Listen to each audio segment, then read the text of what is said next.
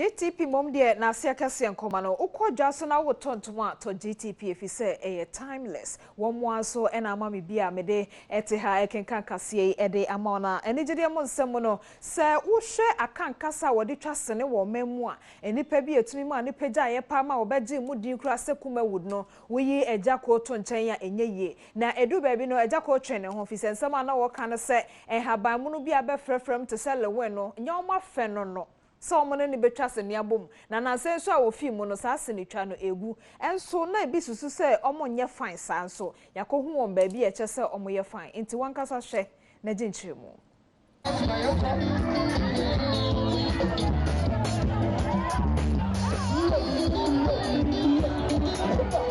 America krantem nie no akoye se lewin ene ejako ekratwen kakra bi eda wonom entem yenti a yetesa ne se abibi atwamu kofiedu ya yetai fe no ejako no ekan se ono de ohun ne se kuma wood siniyi adwuma aba fom no eye nipa bi ede wonom aba be rewra mu ene nam so amana banesa na ne kasa yemu no enipa bi adwene won se eye san se sa abre no na lewin ena na enipa dodo na enije ne ho enti na ema ne kasa sa nanso video bi aba beto online a ye hu ejako ene lewin a wonom edi asa ewa yi ase na no ene nipa bi mu eka se aso ekratwe eda wonom ntem ne sese die wonom aba be ya nyonkofo ana